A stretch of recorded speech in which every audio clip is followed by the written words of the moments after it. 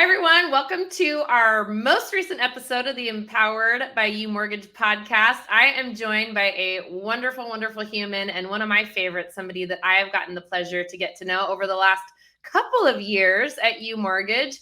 Kristi Gibb joins us from our Utah West team. How are you doing, my friend? I'm doing great. How are you doing? I'm doing really well. I'm so glad that you wanted to come on today because a lot is going on in your world and with your team. And as you are doing all the things and showing up to the huddles and putting in the work, I mean, you're getting to the point where your business is starting to expand so that you need help. Like, tell us what's been going on the last few months with you.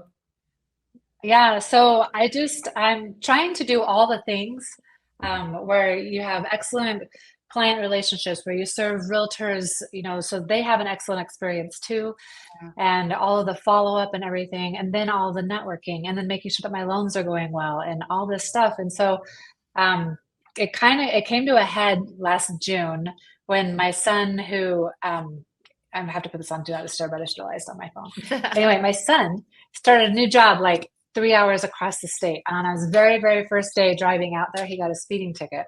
And we're always like, well, when you go to court, I guess, when you get a speeding ticket. We called them to find out how to take care of it. And they said that in order to plead in abeyance, he had to show up.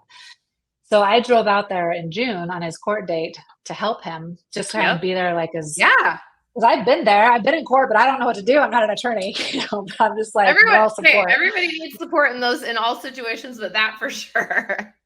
Yeah. So it was eye-opening for him, for sure. He's like, I never want to go to court again. But like, well, you know how you got here. No more speeding. Yeah. Right. And anyway, but while we were there, they would not let me have my laptop or my phone, which I was kind of counting on. Like, I was just going to be quiet working, in the back. They would not and we were stuck there for over 4 hours.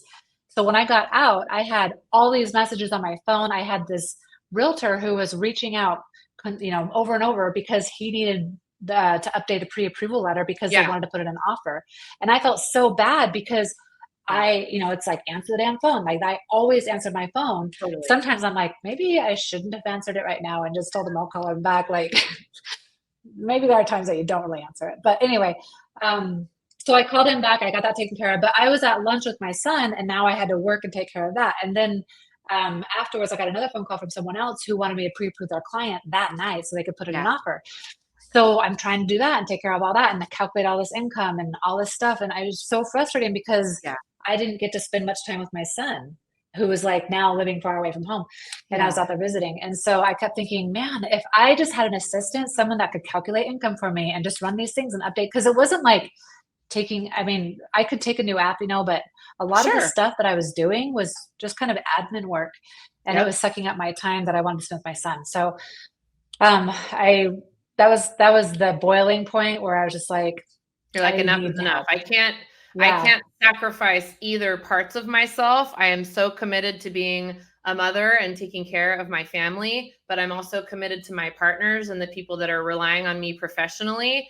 And there's just not a choice. And when you get to a certain level in your career, you have to make changes, because unless you can clone yourself or split yourself in half and be two people, there's never enough time in the day to do everything that you want to do and need to do at the level that you've grown into and that you've worked hard to grow into. I mean, you've been out there building all this momentum and making all these relationships, and now you're actually starting to see the fruits of your labor, and then to have to go, oh, just kidding. Like, I need to pump the brakes on this because I have to be a mom now. It's right. Too hard.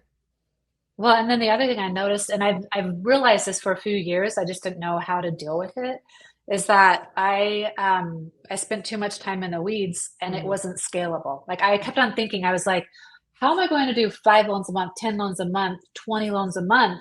I can't, because I spend too much time on each loan, So I was talking to Mackenzie, my daughter, she's 23.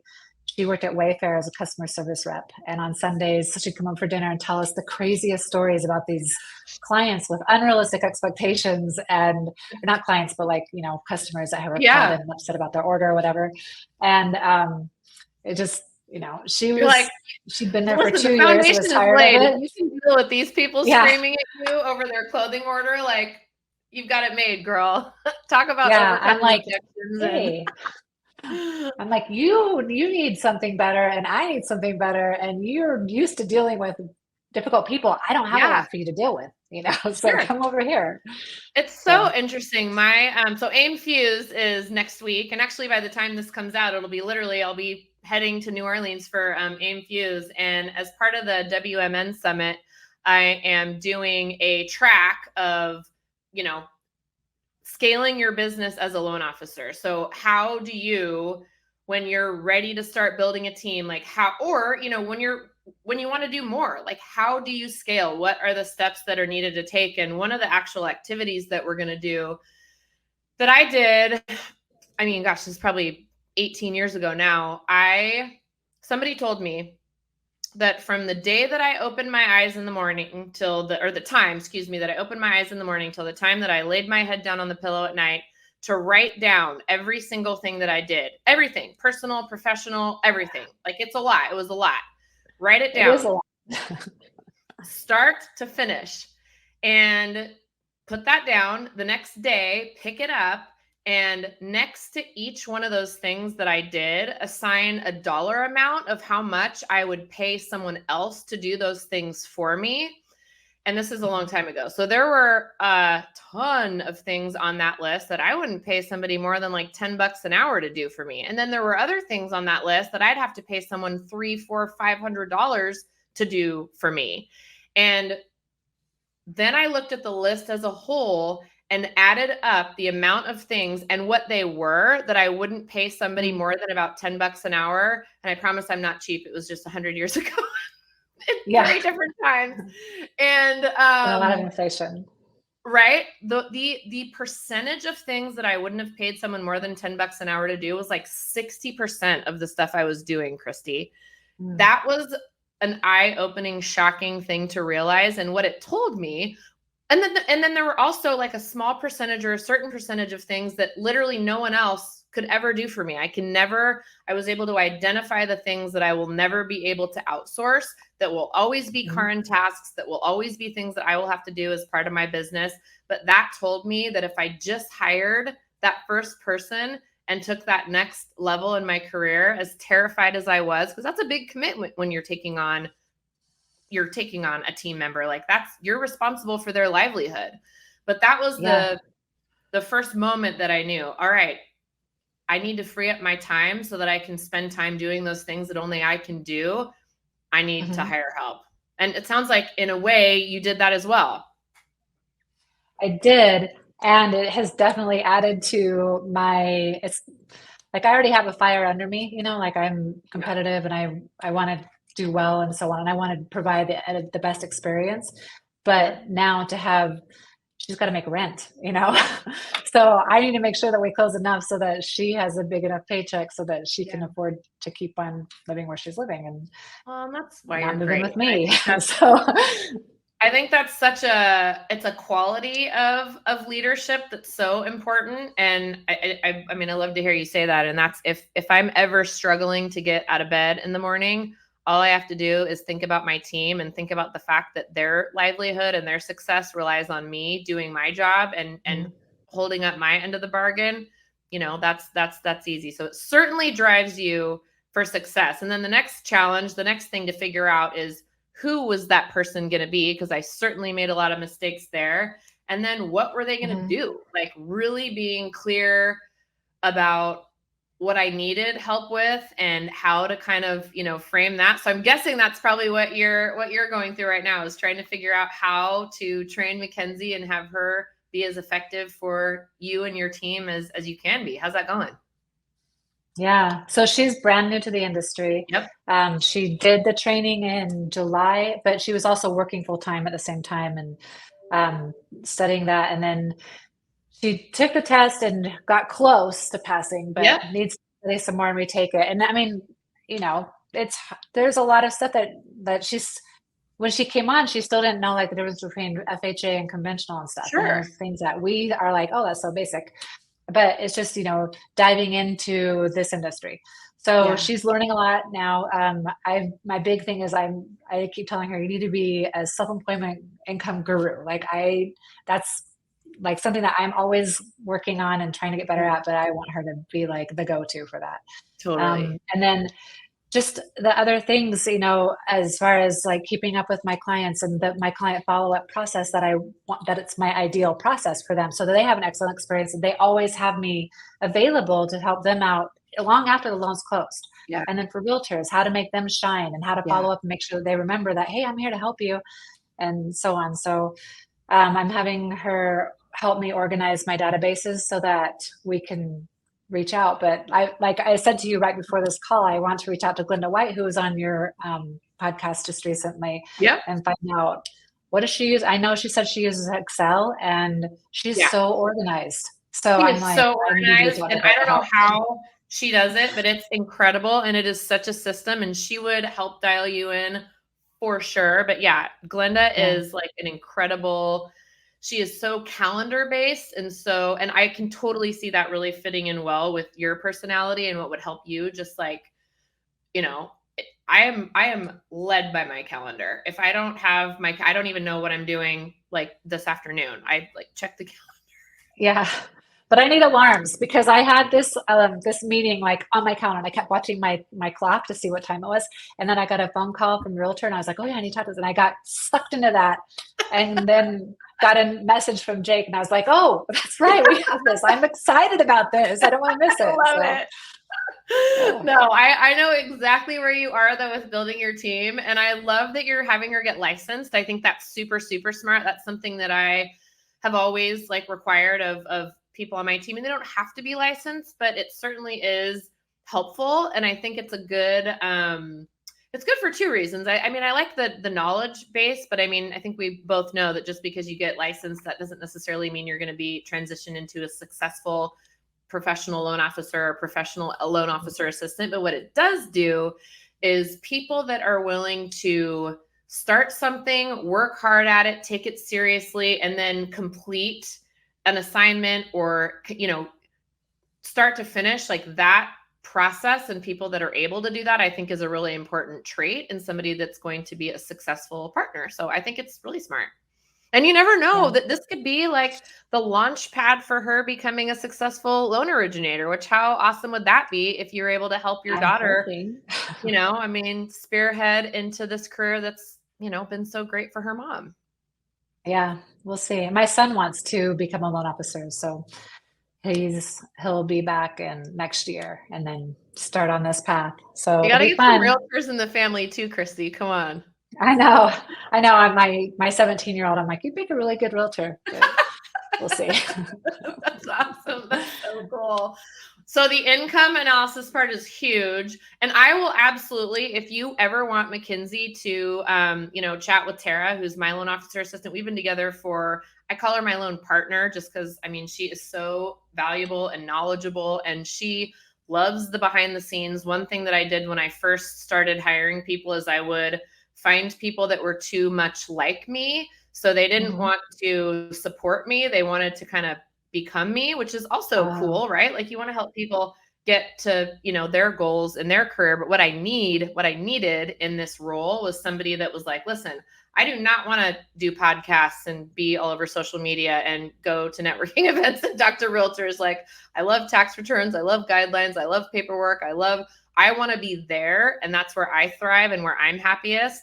And so that I can then go set you up for success. So it's finding the right personality and the right fit that can really come into your business and be, especially for the long term, was, really important for me. And Tara is so great. And the way that we work with our team in terms of how we set up files and how we do recaps, like there will oftentimes be moments where I've got we call them planning calls, where I've got a planning call scheduled with a couple or clients or whoever it is.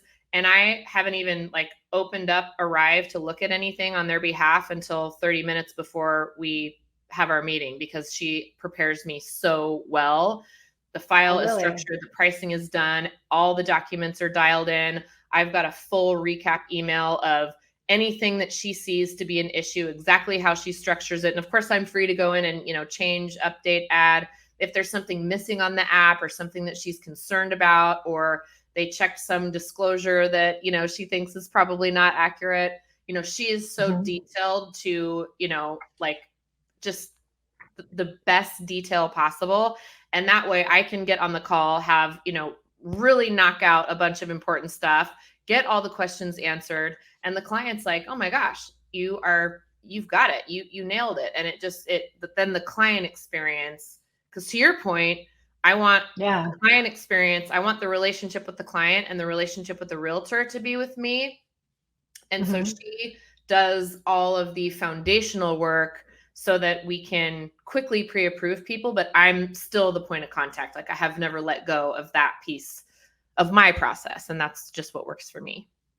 So does she do the intake application and then like gets the documents for pre-approval and gets them set up that way? And then after they're pre-approved, or at least you have the information, then you meet with them and you do the initial loan consult. So like a lead comes in and I make contact with them. I usually try to call, or I'll do like a video message. So it kind of depends on how the lead comes in. And then I, tell them all about the soft pull and the application and how to do everything. And typically people opt to do the online application. So I, send that to Tara, I send that to the client.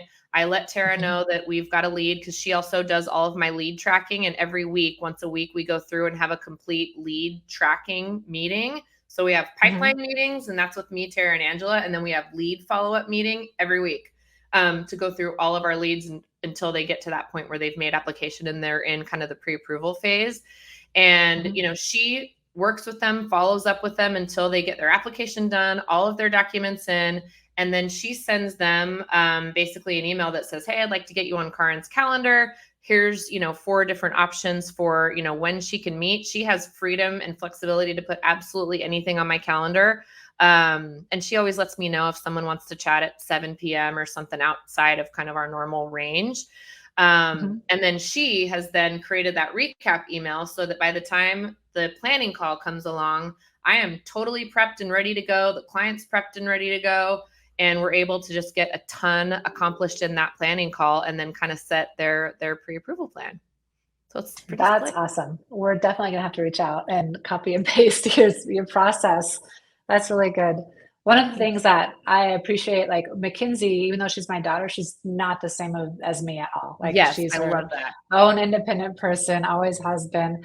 But she thinks about things differently and she's more organized. And when I've mentioned like loan officer work and so on, she's like, she's not, like you said, for an assistant, not to like how we have our role. We are like go out and network and market and meet with people and we're the face, but we need somebody to back us up and do that stuff. And so she's really organized and has a good like personality for that. Yeah. So I'm excited to hear about like how yours works.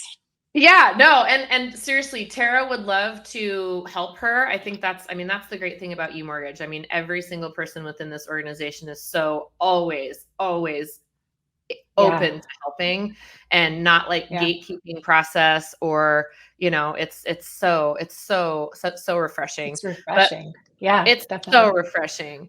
And that's another mistake that I made, like hiring people that were too much like me. It's great to have, there are things that I'm great at and there are things that I'm not. And I want to hire somebody that can supplement the parts that I might not be as strong in. So the fact that our team is so diverse, there are things that Angela can do better than either one of us can do.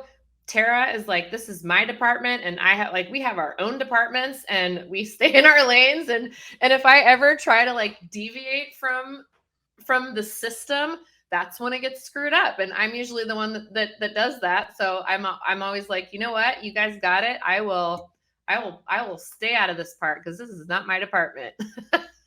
Yeah. Well, and that kind of goes along with like when you specialize in something, you get really, really good at it. So that, it's perfect when you work with people who can complement each other. Absolutely. Absolutely. How long ago did you start specializing in VA loans? Has that kind of always been your passion because of your, history and your husband and your military background? Or I'd love to learn more about Pretty that much. because I think it's so great. Yeah, so my husband served in the US Army, and when we got out, we're living in an apartment, and he's talking about buying a house. And I'm like, we don't have any savings to buy a house. We just got out of the military. He was enlisted, like we were broke. But he had a really good job. And I thought you had to put like 20% down or something. Yeah. I had no clue what it took to buy a How house. old were you guys? And he was like, let's see. I don't know. We were in our late 20s. I don't know how we were. I had to do the math. We had Mackenzie and Thomas, and I just had Mason. So we had 3 kids at the time. And then I got pregnant with Megan at the end. But anyway, he told me about his VA home loan benefit where he could buy a house with 0 down. We wound up buying a brand new construction home. And it was such a huge blessing to our family. We got to live in this awesome neighborhood. Our kids, we were there for 7 years before we moved, and our kids had friends up and down the street, and we made so many good friends there. It was just a really great area. And when we moved around a lot, and then we finally wound up in Utah, and when the neighborhood that we moved into had one of our friends is a mortgage broker.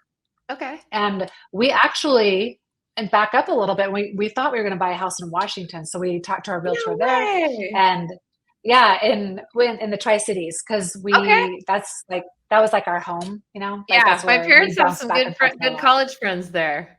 They went to Washington State Wazoo. They're Cougars, so yeah. Oh, nice. Yeah. So we got pre-approved through our bank, our USAA bank, and went to the realtor, and he was like, you need to get a second opinion. And we're like, no, our bank takes good care of us. Like, veterans drink the Kool-Aid, they tell you all the time. Yeah. And anytime you go to any event, it's USAA, Navy Fed, Veterans United, like they're all like, these are the banks we use type thing. Totally. But they're not really veteran. I don't know. They're not veteran friendly. Well, and what's weird? Because I've had a member number with USAA for years, lots of my insurance with USAA. And what I didn't know about them is that it's not the same experience because they just outsource the mortgages. So it's not like the same experience that you're used to from USAA when it comes to mortgages, because they literally there's really no connection, but like a monetary connection. So I don't care about veterans. It's just not the same. So I talk to people about that all the time. I'm like, listen, I'm a USAA member too, and I would never do that. I know. Yeah, we love USAA for other stuff. Like, I still drink the USAA Kool-Aid. But you're right. Like, our first mortgage, I was like, all right, it's USAA. And then when we got the payment stuff, I'm like, wait, PHH Mortgage? Who's that? I wanted everything at USAA. I didn't know. But then when we were shopping in 2015, our realtor said, he's like, you should get a second opinion. We're like, no. We kind of rebuffed him, and he told us a few times, and finally he said, it's not going to hurt you at all, get a second opinion. So we went and talked to a mortgage broker. Didn't know that he was a mortgage broker. When we wanted to find a mortgage broker, even what that was, Utah, we didn't know what we were looking for. No idea. But he's like, look, USAA is quoting you this rate. I can get you this rate for the same cost, or I can give you this rate and cover all your closing costs, but I'm going to save you all these fees. And we were just like mind blown, couldn't believe it. And so anyway, wound up moving to Utah, didn't again know where to find a mortgage broker. So we went through our friend's daughter. She did an excellent job. She worked at a retail lender though. So on the back of our minds, we were like, oh, we know we could go with whatever that guy was. We could probably save on rate. But bought our home, and then in the neighborhood, my husband made friends with somebody who was a mortgage broker. And he kept telling my husband, hey, if your new job here doesn't work out, I can train you to do mortgages on the side with me. Oh, awesome. And it sounded easy. Like, it would sound like something you could just kind of do from home. So easy. And and I always like to have a backup plan. And I had been a photographer and tried doing that, but I don't like doing it for other people. Like, there's so much anxiety there for me. Hobby. And and so I was saying to my husband, like, I need a plan B. What if something happens to you and I have to take care of the family? I don't have, what are we going to do? Because I didn't finish college. And he was like, well, you should talk to our friend about mortgages. And I was like, I don't know anything about finances. He's like, you've been doing our finances for 19 years. And I'm like, Yeah. Right. Okay, you have a point there. Yeah. So I talked to our friend, found out about it. I just dove in. Like I spent entire spring break. I told my kids, I was like, you're on your own, have fun. And I studied and took the test, passed it. And then he was like, all right, go get business. And I'm like, how? Like, how do you, what is this? I don't know what I'm doing. What's an FHA versus conventional? So I kind of, the first 2 years were really hard because I didn't have a lot of training or leadership. I moved on to another place and right at the beginning of the refi boom. And my boss there, my branch manager, was more supportive, had more training, and great guy. But at the end of the refinance boom, it kind of trickled down, and Jimmy at that time. So I'd met Jimmy. Oh, sorry, I'm telling you my whole life story instead of like how I got into. No, I love it. Are you kidding me? I'm like,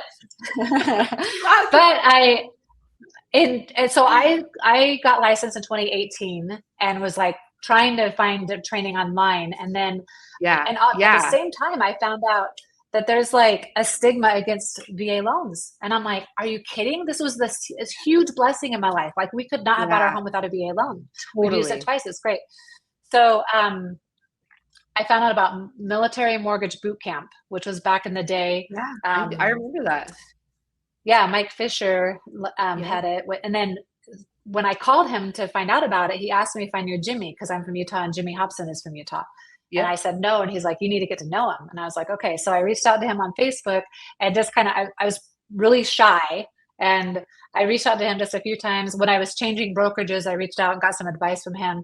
But then when at the end of the refi boom, in 2021, things were kind of winding down, and Jimmy, I saw that he was opening a new branch out in Utah.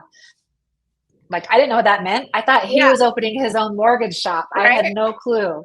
And I went and talked to him, and he said that UMortgage, I thought UMortgage was like the processing company for it. Yeah. Like, I didn't know what it was. I just wanted to hitch my wagon to Jimmy's because he's like pro VA. Yep. I totally trust him. Super smart guy. So I was like, all right, hopefully this mortgage processing company is okay. They'll provide a good experience. If Jimmy's using them, they should be good. So I started in December 2021. I had to make sure my loans were all closed out and then moved over. And it's just been amazing. I love our focus on veterans. I love that we have a veteran expansion team. I love that we have a military lending director, all of the training and everything. I mean, Jimmy is a huge resource. And then Military Mortgage Bootcamp morphed into Veteran Mortgage Advisor. So I got certified in that. And there's also Vetted VA that I found out about. And so I'm doing the training for that. Oh, that's cool. I just try to like really be involved, and I want to do the best I can for veterans because they get taken advantage of so much and it drives me crazy. So I have a VA home buyer webinar. It's like a VA loan benefits webinar that I'm doing bi-monthly, like every other month. What their benefit is. Yeah. And they can, like, did the VA share that with you when your husband got out, or how did that? Yeah. So when you out process, they tell you all your benefits, but it's like a fire hydrant of information. A lot of people don't know, or they forget, or whatever. Like just keyed onto that one thing and was like, "We're gonna go get a house," and not putting money down. And I've actually talked to Chris. I've gone through the process with Chris to join Vetted VA, and I would love to take the training because I think it would be so valuable, and it like the time commitment was a little bit different in terms of like getting super, super involved. But the training is awesome. And the amount of knowledge and the amount of care that all of these people have towards supporting the veteran community. The reason why VA has, a terrible reputation in some senses is because loan officers don't know how to properly pre-approve veterans. And so they screw up on details that they should know. And then when the loan falls apart, they blame the underwriter, or they blame VA, or they blame some BS, frankly, when it was their fault. And they're just not honest about the fact that they have a gap in their knowledge. And that's the problem, in my opinion. Yeah, it really is. And it takes courage to own up to, oh, I made a mistake. This is on Yeah. me. It's hard to say, but I think, it's definitely something we need to learn to do. But yeah, you're right. That is why there is a stigma against VA loans, because they're like, oh, the VA denied you, when really the VA Yeah. never even saw their loan because it wasn't done. Well, and if you actually look at the statistics, the decline rates on VA is actually lower than conventional. They have higher approval ratings than any other loan product. And guess what? When you work with somebody that actually is a VA specialist, that increases your odds just right there. I mean, it's so, so important. Mm-hmm. And I love what we are doing at UMortgage with the VA loan and with veterans. And it feels, I mean, I come from a long line of veterans, and it feels really, really good to be supporting a community that I care about and that is such a value, such a level set with values. That's so important. Like, you can feel so, so good every day when, you're helping people that have helped us in every single way. Yeah, I always feel honored when I have the opportunity to help a veteran. Heck yeah. Well, you're doing incredible things in that space and incredible things at UMortgage. And I'm so grateful to call you my friend. And I'm so excited for Mackenzie's journey. And we would love to help and support you guys in absolutely any way. So we'll sure connect. And thank you so much for doing this with me today, my friend. Yeah, no problem. Thank you for inviting me on. I look forward to seeing you at the Empower event and giving you a big hug. It's been a while. We are going to have I appreciate you and all that you do for us. Oh, thanks. Yeah, I'm looking forward to it. You, and I can't wait. Our retreat's coming up. It's going to be rainy in Oregon, and we are going to be in sunny Scottsdale, Arizona, and probably in Utah too. It'll probably be cold here. Yeah, I look forward to the warmth in Arizona. I love it. I'll see you soon, Kristi. Take care. Okay, thanks. See ya.